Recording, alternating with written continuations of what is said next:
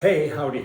I went to the CSSA Convention in London, Ontario a couple of days ago, Canadian Shooting Sports Association. It was their AGM and their Stick to Your Guns dinner Saturday night, and they had seminars all day Saturday, and it was absolutely fantastic. It was a sold-out event, hundreds of people, and happy people. They shouldn't be that happy because the government's out to get them, but they're happy because they know that there's hope. And there was a young girl there, young lady, who's an elected member of Parliament, second term from Winnipeg, and she gave us hope.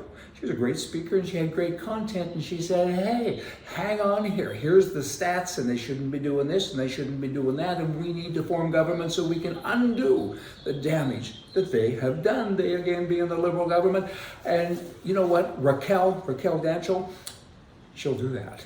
I mean, her and people like her, they're kind of the new wave. Young and pretty smart, and they're gonna make some changes, and I'm looking forward to it happening. But they are dealing in the House of Commons now, until they get to form government, they are dealing with some, think of people like the Liberals as someone who has a cataract of the brain, right? You can't see, you have no vision, and they're deaf, so they're deaf, and they're not smart, so they're deaf, dumb, and blind. And she has to get up and try to talk to those people. It's not an easy thing. I mean, wow. Pretty difficult to talk to a rock and expect the rock to kind of move and do things that you would like done.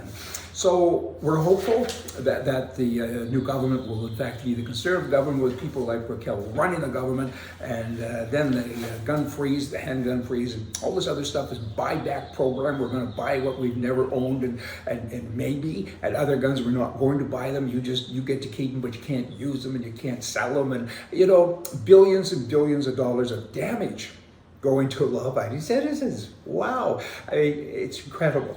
Tony Bernardo, he's the boss of the CSSA. Tony and I go way back, and here's a photo. He and I'm holding a little sticker that Heather at the CSSA, the office manager, put out at every place setting. That was pretty cool. About a dozen years ago, we launched firearm legal defense, and it's $95 a year and so on. That's what that decal is that I'm holding. And it was so nice of them to promote it and to continue to promote it, because it's so good for their members and it's so good for the millions of people who have guns in Canada, because the government's out to get you. So you need to fight back. $95 a year plus the discount, or with the discount rather, that CSSA provides. It's even less than that. I think it's $85 a year, and you got a lawyer to talk to at any time. Ballou is one of them. Hey, I got a problem, blah, blah, blah, blah. And they defend you in court. It doesn't cost you a penny. So that's pretty cool. And Ballou, he's there with me as well. He had a lot of good information at this seminar. He and another lawyer by the name of Rankin, he's a great guy as well. I forget his first name, but I hadn't met him before that evening, and he's a smart guy. His information was all about Alberta and Saskatchewan, their laws to counter the federal laws with regards to gun confiscation, right?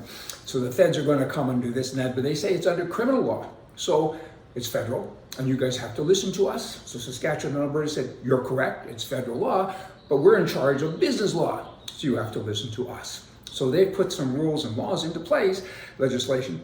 It's pretty cool. Now that I understand it, that was my takeaway from the seminars. And what it is you guys come and get the guns, that's your right because it's federal, but you have to get a license from us. Good luck with that. When we give you the license, you have to have 2 qualified people.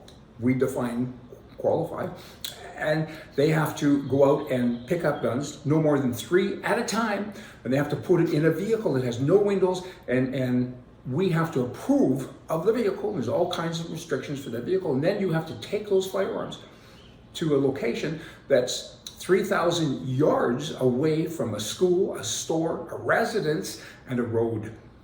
Kind of sounds like you're going to be in Alaska, and if you do find a place in Saskatchewan or Alberta, I'll buy the place beside it and build a house, right? So they put so many rules in place, the legislation in those 2 provinces, that it protects their citizens, right?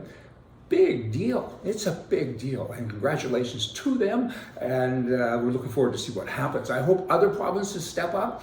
Tony's trying to encourage people to sign a petition for the Premier in Ontario. Tony, that's good, But he's not a conservative, you know that, right? He's a PC, that's progressive conservative. You're saying two things. Conservative, of course, means right, and progressive, of course, means left. That's like saying virgin ochre, right? You're saying two things in one sentence. So good luck with that. I hope he pays attention because there's a lot of gun owners in Ontario. But will he? We'll see.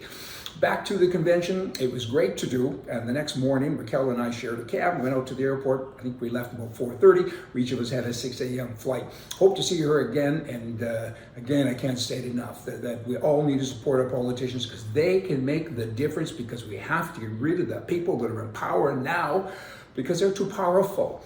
And I think the politicians shouldn't even go to the House of Commons anymore. I think they should come out and talk to us. It's pointless to go talk and look at deaf, dumb, and stupid people the whole day long, right? So, and people with that brain cataract thing, but that's up to them to decide. All I do know is I had a great time meeting people and seeing people that I had seen before. I enjoyed the auction and my little talk. So I hope you all did as well. Hope to see you there next year. See ya.